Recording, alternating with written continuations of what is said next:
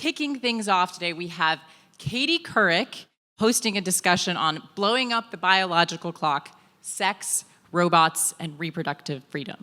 Katie will be joined by author Liz Plank and Tara Comonte, CEO of Tomorrow Life Sciences.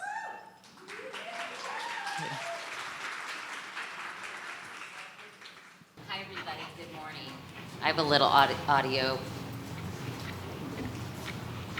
Oh, yes, this one.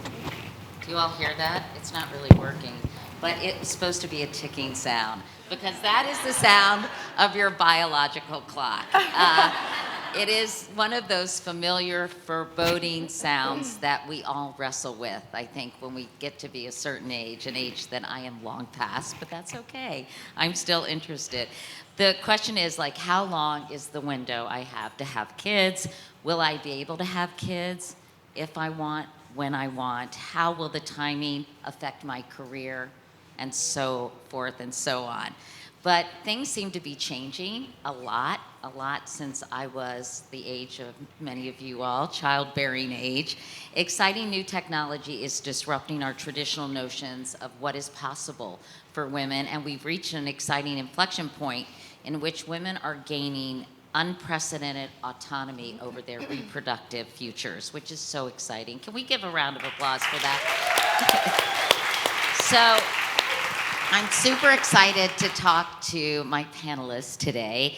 Tara Comonte is, Comonte or Comonte? Comonte. Comonte is at the forefront of this revolution. She is the CEO of something called Tomorrow Life Sciences, which has launched the world's first FDA-approved automated platform to safeguard the eggs and embryos used in IVF. She also happens to be an IVF mom herself, and she's joined by Liz Plank, who I said looks a lot like Carrie on Sex and the City this morning. Love it. Liz is a good friend of mine, and she's also an award-winning author and journalist who recently chronicled her egg freezing journey for the podcast Armchair Experts. So please give these two ladies a round of applause.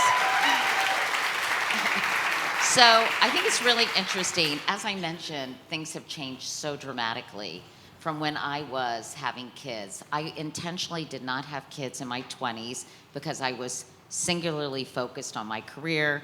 I wanted to have flexibility. I wanted to move around, and I didn't want some ball and chain hanging, holding me back, which is such a nice way of describing a romantic relationship. But I think if egg freezing had been an option for me, I might have taken advantage of it. And Liz, that was an option for you. And you recently underwent the egg freezing process in your mid-30s. So talk about your decision to do that and why it was the right time to start thinking about freezing your eggs and following through. Yeah, actually doing it, yes. I turned 35, coming out of the pandemic. The pandemic actually had a huge increase in egg freezing. A lot of women realized, I don't know how long we're going to be indoors, and dating, whatever it looked like at the time was, it was tough, right? So I, like many other women, was sort of considering it, but I saw it as like a failure, right? That either no one had picked me, or that I'd focused too much on my career, that I was, this horrible woman, every woman in like a romantic comedy that's like so career focused and can't see that all the great guys around her. I was like, is that me? Is that why I have to do it this way? And I had one conversation with my friend Chelsea at the time, and she was, and I was nuts in my dating life. Like I was on every first date, like, are you going to be the father of my children? Which is never the vibe. It's never a good vibe. Just in case anyone's doing that, not great for anybody on the date. And so, she was like, why are you trying to control dating when you're not, instead of being in control of the one thing that you can be in control of, which is your fertility, you should freeze your eggs. And so I decided to do it in that moment, And so you had a total mindset shift during the process. You went from thinking you were a failure to like, Yeah, I'm a badass, and I'm going to control my fertility choices. Yes, and this was a few months after Roe was overturned. When women are being, basically their control and their reproductive freedom is being taken away from them, and so it felt like a very like taking my power back and being able to do this too. It's one of the biggest advances in technology, period, right? The FDA only approved egg freezing for women who are, don't have any kind of issues, right? It's an elective thing, only 10 years ago. And so it's very new, it's very cool. And I was like, this is, just using, if I use a Fitbit, right, to make better choices for my life, I don't think that I've lost or I've failed. It's just an upgrade, and why wouldn't I use technology in that way, for fertility? But you also talk about feeling like a lab rat and feeling kind of like it was the wild, wild west. And just as you said, the FDA approved it a decade ago. Yeah. It shows in terms of how the process works, right? Yes, yeah. I mean, for anyone who, I don't know if anyone has ever done it in this room, but Who here has frozen their eggs? Yes, Raise their hand. Raise your hand. That's great. Yeah. I love that. Who here is thinking about Oh freezing yeah, their eggs? thinking about it. Okay, great. I love this. I hope by the end of this panel you really. No, I think that's been my main thing. Now I'm just an evangelist for it because I did it when I was 35, and the earlier the better. But yeah, we felt like lab rats. We, you're mixing you feel like you're in a meth lab at certain points, and that there's almost too much trust in you. You're like, I shouldn't be in charge of so much. There should be more support. And what's interesting is that it's not as regulated as you think it's going to be, and that was pretty shocking to me. Yeah, we'll talk actually to Tara about that, because Tara is the CEO of tomorrow. You're at the epicenter of technology driving this new mindset. And before we talk about what you're focused on at your company, I want to talk about your personal story, because your daughter is now 8 years old. Yes. And she was conceived via IVF. Yeah. What have you learned in the years since that you wish you had known at the time? Yeah, so I went through IVF 9-10 years ago, multiple cycles, multiple treatments. And at the time, I didn't tell anyone, which, looking back now, I find really strange, because I'm really quite an open person. But I think it was because this wasn't happening. There was still a huge amount of, even if it was subconscious, I think stigma, taboo. Right. So the years since I've gone through IVF, and the egg freezing process is identical to the IVF process in that it's the first step. The egg retrieval is the same step. And so in that 10-year period, what's happened is this whole topic has just become more mainstream. It's shifting from being one where women have been made to feel like failures, or feel like failures, to one where women are beginning to seize the reins. 1 in 5 couples struggles with infertility. 1 in 5. That is not a niche problem. And so that being understood is a huge shift in the last decade, and I think that education and awareness will continue to shift. And the other shift, since I was going through this, is that this is not just a women's problem. Half the time, the man is the one being treated. Half the time, the man is the patient in an IVF clinic. So this last 10 years has been a huge sort of groundswell in terms of moving from the back foot to the front foot for women, and for it to become just, as I say, more of a mainstream conversation. Employers are waking up, women are waking up, men are slowly waking up and realizing that it might be them. And really we welcome that. This is a new era of transparency and empowerment and education. Other than sort of the cultural perception changing, is there anything, Tara, about the process that you wish you had known a decade ago, looking back on it? Or were there things about it that propelled you into wanting to start your company? Absolutely. So as you mentioned, so human IVF is about 44 years old. There have been incredible medical advancements in the field over that time. However, the tools and the technology and the infrastructure that support these clinics is woefully outdated. And many of it dates back to 40, 50 years ago. So as an IVF mum and as someone that went through multiple treatment cycles before I had my successful pregnancy, I would have liked to understand beyond just the piece of the clinic that you see, right? Beyond just that sort of engagement with the physician or the OR, the magic in egg freezing, magic in IVF actually happens in the lab, but no one talks about it. And the lab, we have systems and infrastructure in the lab today that is failing our clinics and that is failing our patients through no one's fault. It just hasn't been modernized. And so, when I say that, I mean, I'm talking about analog record paper-based record keeping, paper-based identification, little sticky labels that identify that these are Liz Planck's eggs or Tara Comonte's embryos. I mean, you can't imagine it in 2023. And a 3-ring binder on a shelf that says that my eggs are over here in that tank. And so I would have liked to know that because I would have paid more attention to what was sort of behind the scenes, and I would have known that I had choices. And certainly today, with companies like Tomorrow and many others coming into the space in various different forms to empower patients, to empower clinics to raise that standard of care, I would have asked a lot more questions and gone a lot deeper in terms of that sort of behind the scenes. And we're going to talk about what you're doing about that, how you're addressing some of those issues. But that, I've read that people's tissue is kept in plastic milk jugs, and it was sort of a system set up for cattle. I mean, it's so archaic and so creepy. It is, it's certainly outdated, let's put it that way. Human IVF came out of livestock breeding. So when you see these milk jugs, for want of a better term, but that is what they look like, they're these little tanks, and these poor embryologists and clinicians haven't had another option up until this time.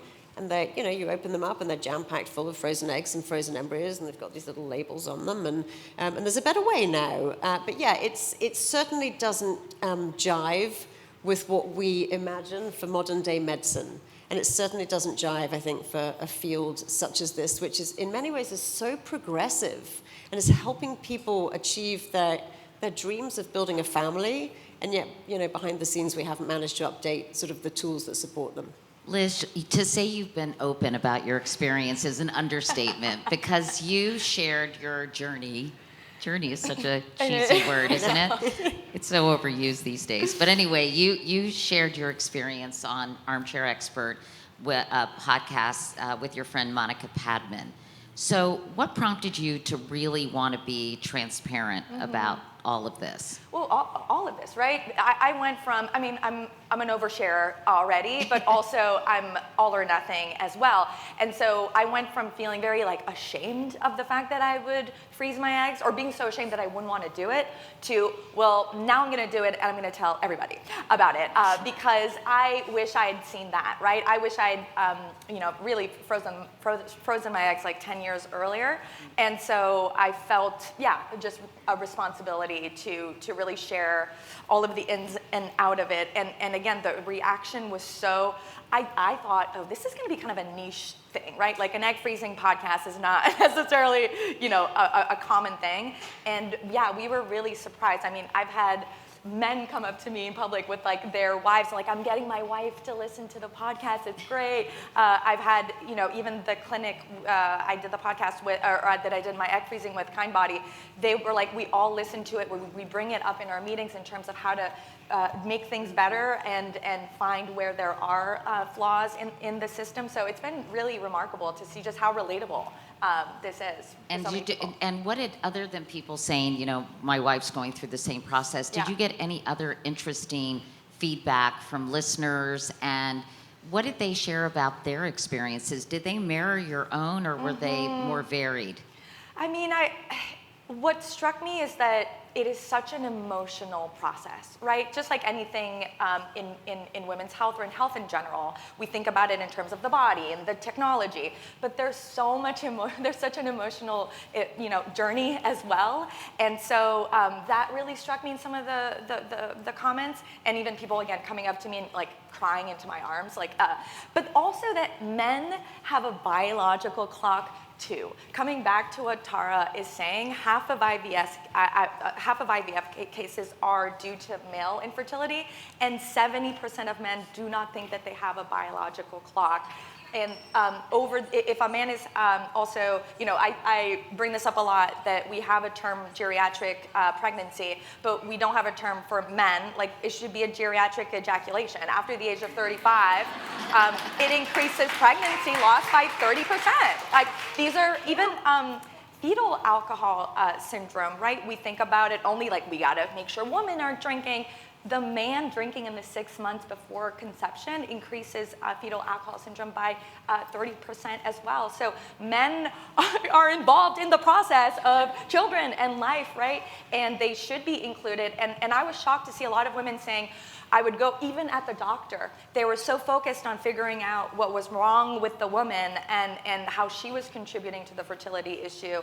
And they would lose time by not actually addressing how men have fertility and they have a biological clock too. I imagine a lot of the young women in this room think about, oh, maybe I'll freeze my egg, but they really don't know what that encompasses. Can you just quickly take us through? You have to give yourself shots, right? I mean, Yes. Tell us, because, I think some people think, oh, yeah, I go in and they retrieve my eggs. But it's a process. It is. It's kind of a month. It's not a commitment, but a little bit. So basically, you go in, you have a kind of interview with your uterus, and they go in and they tell you what your fertility levels are like. And again, I blacked out during that hour with the doctor because I didn't even know if I've never been pregnant, so I didn't even know how many eggs I didn't even know if I could have children, right? There were so many things and they give you a ton of information, and it's okay, like they'll send it to you by email, so even if you don't remember everything, that's fine. And then for about 10 days, you do shots, you're mixing them yourself. There's a lot of video tutorials that are great. I would film your doctor or nurse explaining it to you, because again, it can be overwhelming. And then I did it with Monica. I can't do shots. It's insane to me. Injecting myself is just not possible. It's like eye drops. I can't even put eye drops in my own eyes. So I can't inject in my stomach. So if you have a friend or, again, a family member, or if you're doing it with your partner, they can do your shots every night at the same time. There's certain things you can eat or not eat. I wouldn't drink, or if you smoke pot or do that for anxiety or anything else, I would just not do that for the duration of it. And then you do your trigger shot 24 hours before, which is a bigger shot. And then you go in, and the retrieval is the easiest part. It was helpful when people told me that, because it's a surgery, you go under, but it's 15 minutes. It's the best nap of your life, and then you wake up, and it's done. And then there's a little bit of a period, 2 or 3 days, where I recommend, if you can't take off work or work from home, I've had physical kind of pain from it, because it's a needle, they go in and suck in little eggs. But it's hard. It's like anything that's really purposeful, or that it was a challenging experience, but I got so much out of it. I got in touch with how amazing the female body is, how much my body can do, and I felt pregnant. I'd be taking Ubers, and I was there's a lot of bumps. I got to take care of my eggs. You're caring about something else more than you, and I've never had a dog, so I feel that was a good exercise. Yes. And it's educational, right? Yes, it's contained. It's actually quite a contained period of time. Yes. It's incredibly educational. Yes. Because True. Almost to go back to the what do we wish we knew, when I think about sex education, so I have an 8-year-old daughter and 2 teenage boys. Sex education, I don't know about anyone else in this room, but and I certainly fall into the geriatric mother stage, because I was 41 when I had my IVF baby. But I was, I don't know what age sex ed starts, starts 10, 12, 13. It depends where you live. Don't get pregnant. Yeah. And that was it. And, we were terrified as girls, as teenage girls, certainly where I grew up in the UK, about getting pregnant. And at no point later in life did the other half of that equation arrive. At no point did anyone tell me the rest of the story. And so instead, age 41, I'm trying to have a baby, and they're like, oh, sorry. You know, have you ever heard of advanced maternal age? You're 6 years past it. You know, and it's like, what? And so I just think it's crazy that we have to go through these processes in order to get education around something that is a basic human right, which is our ability to build a family. Yeah, I agree. Yeah. I agree. But it's sometimes disappointing because, for example, Monica was a little disappointed with the outcome of her experience versus you. And do they prepare you for that?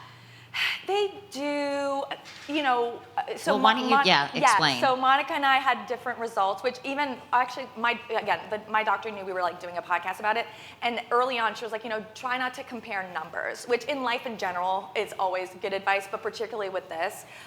She'd been on birth control for basically 15 years, and I have not. So another thing I do recommend, if you are on birth control, just like stop for a few months before going into it, because that's one big learning that Monica had. Because I got 13 eggs, which is good, but kind of average or below average. What you want is 20 in order to guarantee one pregnancy, because of all of the things that can happen when you defrost the eggs, put the sperm in, freeze them again, and do all this stuff. And but Monica only got 2, and that's basically like almost like having 0, unfortunately.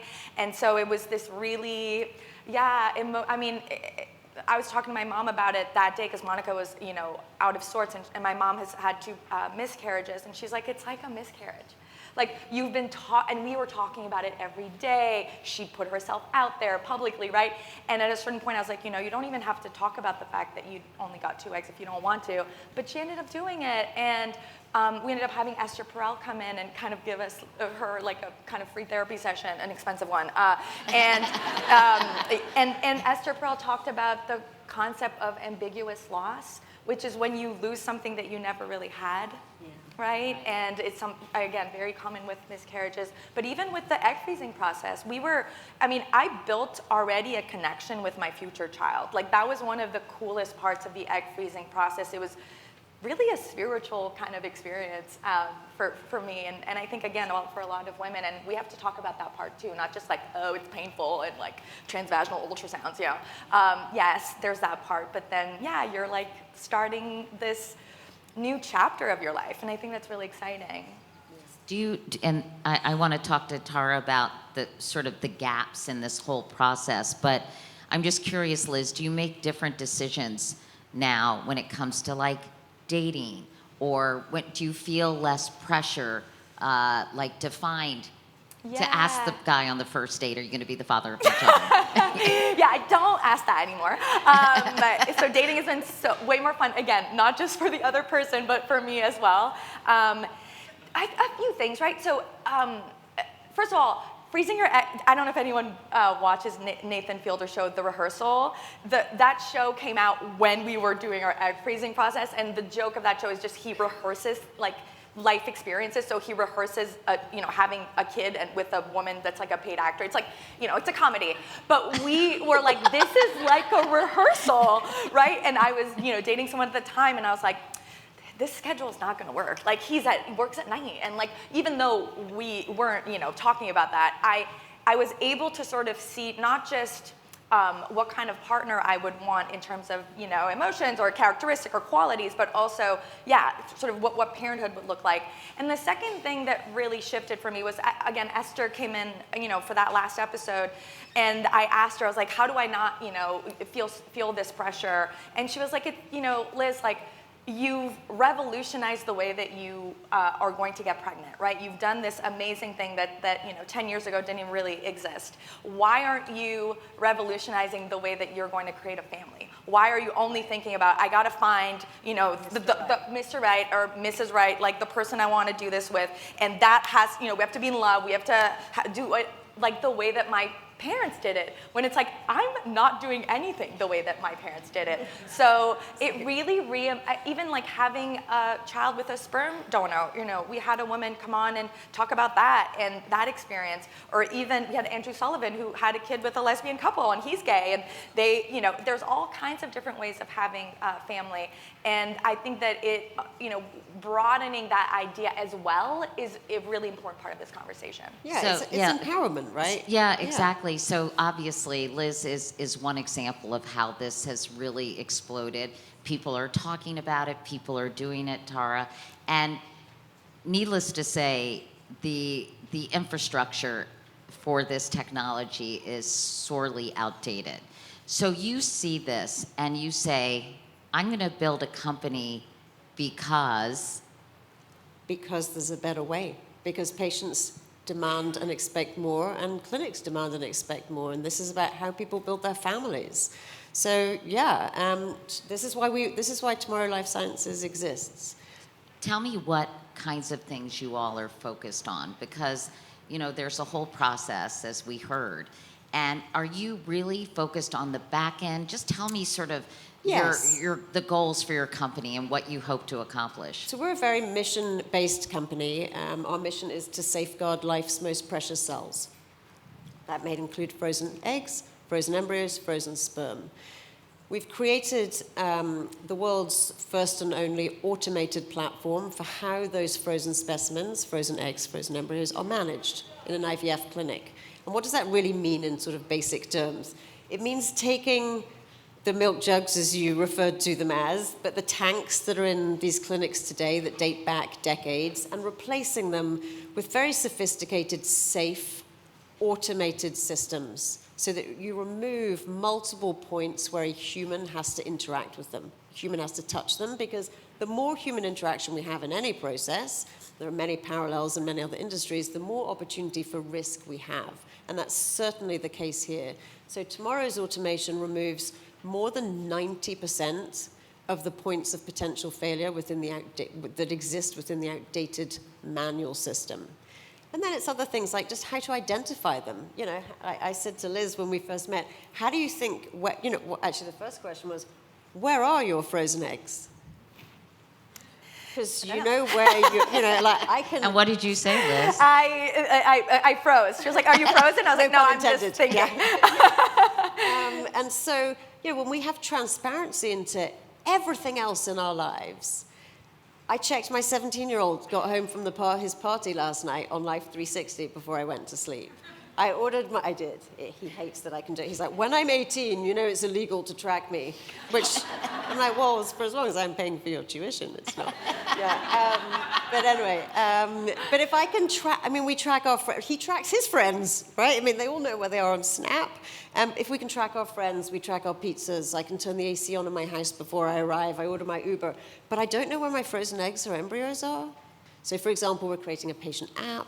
We serve clinics first and foremost, but it's very easy for us to allow those clinics or enable those clinics to give transparency to a patient so that I can see, Liz can look up on her phone where her frozen eggs are, how many she had, that they're cold, that they're safe, just the equivalent of my paper digital ultrasound that I had when I was going through it, So it's really about modernizing the back end. And are the containers different now, and the way they're stored? In the obviously Tomorrow I'm obsessed platform, with that. If you, anyone if you really want to dive in, you can go to our website. But yeah, we remove the milk jugs are gone. Yeah. They're gone. Yeah. You don't see them. No, the Tomorrow platform is you'll see on our website if you look. It's a very slick, tech-enabled. The embryologist logs in using retina scanning, so it's highly secure. It's very sophisticated automation that basically picks and places where the specimens are stored. All the data is backed up to the cloud. We use digital tags to identify whose specimens are whose. We integrate with the electronic medical records in a clinic so that there's no ability for your record to get mixed up with your specimens. So lots of different pieces to the platform. Yeah. But at its heart, this is about safety, automation, best-in-class technology to really, really enable clinics to best serve their patients. So what has the reaction been? Because I was shocked to learn that clinics are not regulated at all. And so have clinics welcomed this technology? Have some told you, hey, get out of here, you crazy broad? What are they saying? Yeah, absolutely. Look, this is clinics are the demand for IVF and for egg freezing and sperm freezing too. You know, you talk about the men getting educated. So all of the above. The existing infrastructure is creaking at the seams, as you can imagine. So clinics are absolutely leaning in. Some of the leading clinics in the world have adopted Tomorrow technology. So they're really, really welcoming it. But I think the shift that we'll now continue to see in the next few years as we talk about education and empowerment, and particularly women getting on the front foot, is patients are going to demand it. You know, when people say to me, what should I know? What should I ask? Yeah, that was going to be my next question. Yeah, What should people look for when they're finding a clinic? Right. You know, I mean, a lot of it is word of mouth. How was your experience? But also, if we're going to get educated, if you're going to get educated around how long would you describe your process was? I mean, you wrote off a month, but it's 2 weeks, basically. Yeah. Right? So if you're going to get so educated about the 2-week process of freezing your eggs, but you're going to freeze your eggs for 5 years, 7 years, 10 years, who knows how long. As we get educated about that whole continuum, actually, this is the bit that matters just as much as this, because I'm not going to go and spend 15 grand freezing my eggs, injecting my stomach full of hormones, and then have them sitting in a milk jug in the corner. No thanks. So do you have digital identification?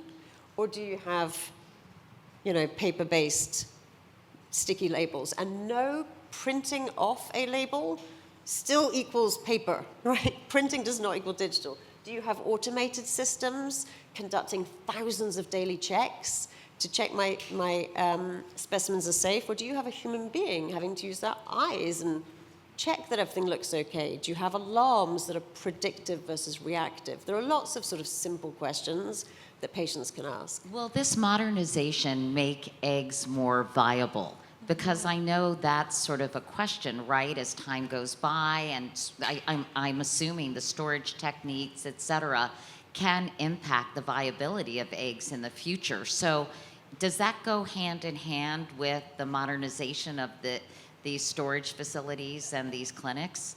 What the storage facility can't do is make a better egg, right, or a better embryo, but what it can do is make sure that they stay safe.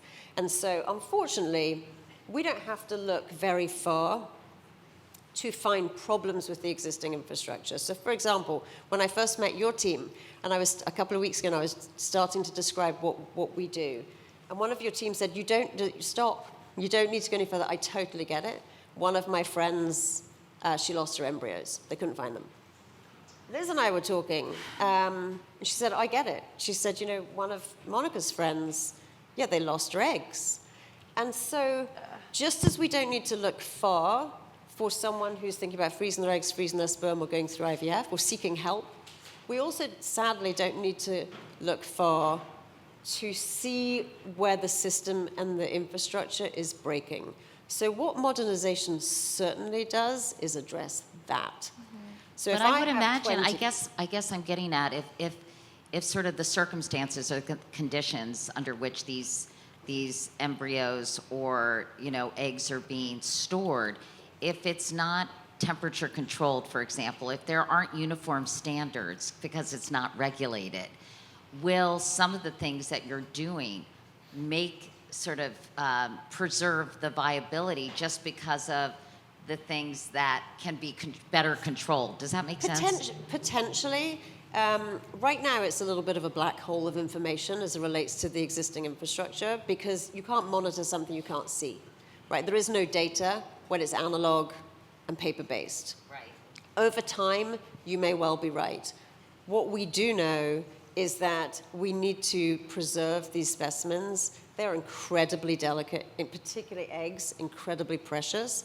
And so, yes, we need systems that can monitor those environmental conditions 24/7 to maximize the chances of them being the highest possible quality and safe at all times. Do you think that will ever happen, Tara? Do you think that there will be more regulation of these clinics? I do. Yeah, I do. I think the world's waking up. I mean, I'm possibly slightly cynical when I think about regulation, in that I think that regulation tends to follow funding. and women's healthcare has historically been quite an underfunded part of the broader healthcare system, despite 80% of the healthcare wallet being controlled by women in this country. So as funding flows to women's health, and by the way, I call it women's health, but it's really not women's health. It's men's health too. Right.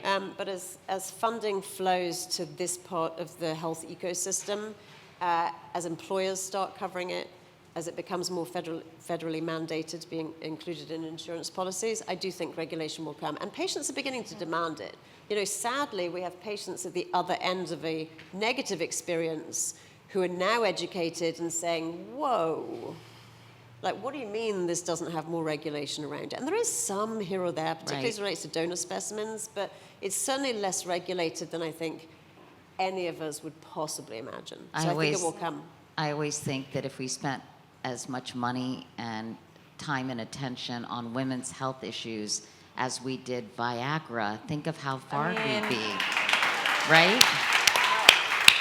I mean, that just makes me crazy. Well, by the way, I think Viagra is probably covered by most health insurance. Yeah, well, I wanted to ask about that. So I know a lot of big companies are starting to cover egg freezing for their employees, but do you know the status of that? I mean, did your insurance cover it, Liz? No, I didn't even have insurance. I was a freelancer. I mean, this is bad. Don't do that. But I just, I had to save up. And that was one of the main, of course there was the shame of I'll meet someone. I don't have to do it that way. But it was also this is so expensive. This is so much money. And in your 20s, you have even less money, when the time is the best to do it. And I never had an employer that covered it. And, and again, one of the biggest parts, especially with Monica. Sorry. Sorry. I'm so sorry. It's a good ringtone. Is that your ringtone? So glad that's not one of us. Yeah. Trying to do a ticking sound with my goddamn phone. Okay, sorry. Go ahead, sorry. That's so funny. What was the question? It was about insurance. But just yeah, kidding, it's so I'm just kidding. expensive. And again, if it doesn't work, I got 13, and so I guess it worked. But they were like, you should do another round, and I was like, I don't know, absolutely, I don't, not now. But Monica, she got 2 eggs, and you don't get your money back, all right? You don't get a second trial, and I think that again, it's one of the most overmarked, is that the right term, right? Health procedures that you can get, meaning they do mark up the price because It's $10,000 to $15,000 yes. a time. Yeah. Is that right? Yes, at minimum, right? Yeah. And so, that's a lot of money. And obviously, there's so many things, as to your point about women's health, that are not accessible to women in this country, particularly poor women, women of color. But, egg freezing is one of the least accessible, things in America. Yeah. How can we democratize the process, Tara? How can we demand that clinics be regulated, right? Which seems like a pretty And in the baseline meantime, it's going to be expectation, regulated right? to be modern. Yeah. And that it's more affordable, that insurance covers it, that companies start waking up. What do you think the path forward is? It's a great question. So today, about 20% of large employers in the US, only large employers, cover fertility benefits. Okay. It's increasing, and it's increasing quite quickly, but not fast enough. I think over the next 10 years, we will see that every employer has to provide fertility benefits. Fertility care is healthcare, full stop. This is about how we own our journeys. This is about having kids. Not, if I'm not ready, but getting ahead of it. It's about having control of how and when and my ability to have kids. So employers need to cover it. It needs regulation. It needs modernization, but it needs to be accessible to all of us. I think we will see employers increasingly include it in fertility packages because their employees demand it. So what can we do today? Go knock on the door of your HR team and say, hey, do we have fertility benefits in our package? And if not, why not? Yeah, exactly. That's how benefits packages, anyone in any company that's ever run any company will tell you that there is a decision that's made every year about what goes into a benefits package in a company. and what you're going to pay for and to what level. That thought process is dictated by the employees. It's dictated by what they ask for and what the team is hearing most. So demand it. 68% of adults in the US today would change employers for fertility coverage. Wow. 68% is huge. And so employers have to wake up. And employees have a lot of leverage. And employees have a huge amount of leverage. What about the technology? I mean, what are you excited about in terms of the technology that's developing when you think about this field? Are there other things on the horizon that you're keeping an eye on in terms of all these issues? Absolutely.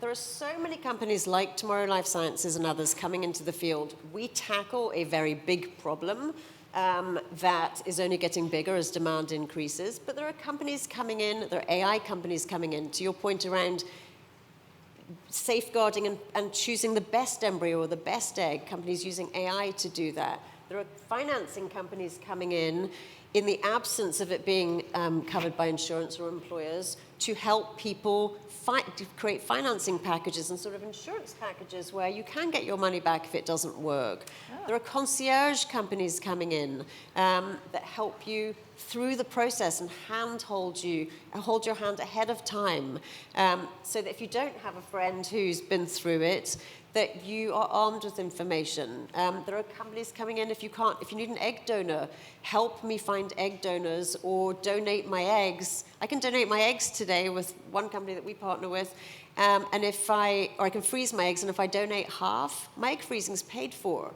So there's just a huge amount of innovation in the space, and it's come fast, and it's going to continue. And it goes to empowerment. It goes to us shifting this balance, right? Between, I think about the birth control pill when it came in 1960, and how it separated having sex and having babies. And I think we're going to look back on this time as we really embrace the ability to freeze our eggs and how we pay for it and actually access that. The separation of conceiving and carrying a pregnancy. It completes that circle of reproductive control for a woman around how and when I have my family, and is one of the biggest things that I think we'll see in our lifetime to close the gender inequality gap. I really believe that. It gives so much freedom to women, but do you ever get pushback like, this is against nature, this is too high tech, this is, messing with the way Mother Nature is, because I can imagine you do hear that, right? That it's a little too future shocky. Yeah, I mean, I think that's ridiculous when I hear it. This is medicine, this is science, this is innovation, this is healthcare, this is advancement. I embrace it, just like we all do as we see advancements in the field of medicine and healthcare. That's what this is. Yes, it's around the topic of family building and women's health, and that used to be taboo and have stigma associated with it. There's nothing weird or creepy or whatever adjective you use. This is education. This is advancement. It's incredible. And no one ever says it about Viagra. That's right? true. Like, that's messing with like you're Mother supposed Nature. to have an erection naturally. Yes, exactly. Yeah, no one says that. Exactly. Is it a fake erection? I mean, Yeah. Liz, we've talked a lot about changing cultural perceptions, and now young women are sometimes getting egg freezing. People are paying, I guess, parents ostensibly for their egg freezing as graduation presents, to kind of remove that pressure and that window that they feel exists. So when do you think women should start thinking about this? And is there anything you learned from your experience that would be valuable to hear today? Yeah, I think, again, so one thing that actually I think is a fun fact that I enjoyed, I did black out in that first meeting, but I do remember one thing that she said, which was, you had the most amount of eggs, I thought was like in my 20s, or like, and she's like, no, when you were born, when you were still actually in utero is when you have the most amount of eggs. And for some reason that felt good for me to hear, because I wasn't like, oh, I missed my window in my early 20s when I was super fertile. It's like, no, I was super fertile when I was, still a baby, which is not when I should have been making a baby. And so that I thought was, for me, was sort of liberating. So I want to share that with people. But yeah, I would start in my early 20s, or I would start just thinking about it in my 20s. I had this Uber driver that brought me to one of my appointments. She was like, oh, what are you doing? I was like, oh, I'm freezing my eggs. And she was like, I tell everybody, I say, in your 20s, on your 25th birthday, do a little GoFundMe birthday party. Instead of bringing presents, donate to my, this female Uber driver was just talking to me about it. And we recorded, actually, I recorded it as a voice memo with her consent. And we played it on the podcast. And yeah, she was like, instead of presents, just give me a donation right towards my egg freezing and start saving up early. Because yeah, it's a lot of money, but if you're thinking about it over a few years, it's actually, if you're thinking about it throughout your 20s and you do it when you're 30, it's, $1K a year instead of a big shot, when you turn that age. Yeah. Do it early. Yeah, do it early. You do it early. I mean, as Liz said, we're born with all our eggs. They, diminish over our lifetime, and so the earlier you do it, the better chances you have of having maximum number of eggs and the highest quality eggs. Yeah. That's the age of a woman's eggs is the single biggest contributing factor to a successful pregnancy. Yeah. And technology is freedom. Yeah. Technology is freedom for women more than anybody. And we're in Texas right now, right? And there are 4 women who are suing Texas over anti-abortion laws, putting their health in jeopardy and putting their lives in danger. And there's one woman that gave a testimony this week. She was trying to save the life of one of her twins she had to abort one twin in order to save the other one, and they literally wouldn't let her, and she had to go out of state and put her health in jeopardy. And in her testimony, she said, it's insane that my dog can get an abortion, but I can't in Texas, right? And technology is helping revolutionize abortion. Most abortions don't happen in a clinic anymore. They happen with pills. That's, again, one of the greatest technology advancements of our time, and yet, tech bros aren't talking about it. But these advancements are amazing, right? With fertility or abortion care, it's, instead of seeing it as, something that's bad or something that's unnatural, it's like, no, that's something that's freeing for us. Yeah. In fact, I was telling Tara, I met a young woman who's working for a company that is trying to figure out how to stave off menopause, that women can then choose, because, I can say from personal experience, after menopause, it's kind of downhill, ladies, I'm just saying. And it doesn't have to be, but it is sort of a bummer when your estrogen goes away. And, so, I mean, imagine that, being able to really have the freedom to, manage that part of your life. Right. So it is pretty amazing. Yeah. Well, this is so fascinating. Thank you both so much. And I want to thank Tara, because you have a very special swag bag for our audience today. I feel like I'm back on my talk show. Look under your chair. Not really. Can you tell us a little bit about the goodies? No, I'm not going to tell you. You have to enjoy them yourselves. You're gonna find them very pleasing. Yeah. Let's just put it that way. All I said to the Tomorrow team was, either do great swag or don't do swag at all. Okay. So enjoy. Thanks, everyone. Thank you.